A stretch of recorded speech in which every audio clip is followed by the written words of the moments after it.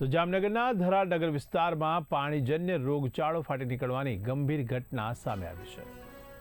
મહાનગરપાલિકા દ્વારા પૂરું પાડવામાં આવતું પાણી પીવાથી લોકોમાં ઝાડા અને ઉલટી જેવી સમસ્યાઓ સર્જાઈ છે।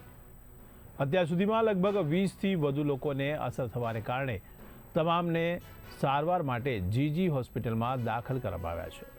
ત્યારે સ્થાનિકોનું કહેવું છે કે ગઈકાલે નળમાંથી કાળું અને દુર્ગંધયુક્ત પાણી નીકળ્યું હતું। આ પાણીનો ઉપયોગ કર્યા બાદ અનેક લોકોની તબિયત બગડી હતી, જેને લઈને સ્થાનિકોમાં પાણીની ગુણવત્તા અંગે ભારે રોષ ફેલાયો છે। ત્યારે હાલ તંત્ર દ્વારા અસરગ્રસ્ત વિસ્તાર માટે શુદ્ધ પાણી પુરવઠો અને તાત્કાલિક તપાસ માટેના પગલાં અંગે કાર્યવાહી કરવામાં આવશે કે નહીં તે પણ હવે જોવાનું રહ્યું। હાલો, હું જુબેદા સુલેમાન આલેપોત્રા બોલું છું।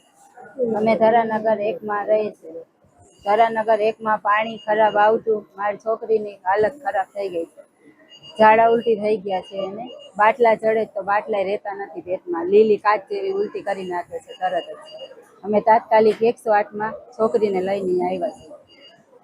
એની સારવાર ચાલુ।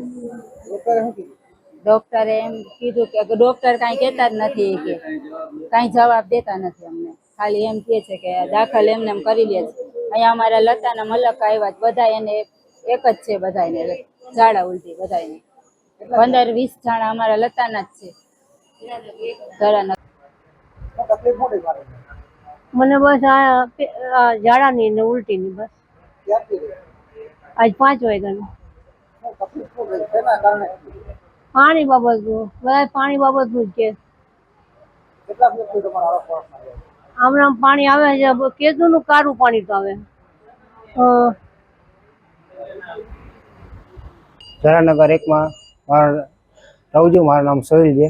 આવતીકાલે ખરાબ પાણીની વજહ છે મારો ભાઈ, મારા પપ્પા અને મારા મમ્મી અને એક છોકરો નાનો, એની વજહ છે તબિયત વધારે ખરાબ છે, હજી થયા નથી, એના કરતાં વધે જાય। શું થયું છે? હે શું થયું? તને ચારે ને ઝાડા ઉલટી છે, વધે ક્યારથી ઝાડા ઉલટી થયા છે? આજે 8 વાગ્યા સવારે। કોણ કોણ છે તમારા આમાં ફેમિલીમાં? મારો ભાઈ એટલે મારો મમ્મી, એને નીચે મારો મમ્મી, ઓલો મારો પપ્પા, એક અહીંયા બિલ્ડિંગમાં મારો ભત્રીજો છે।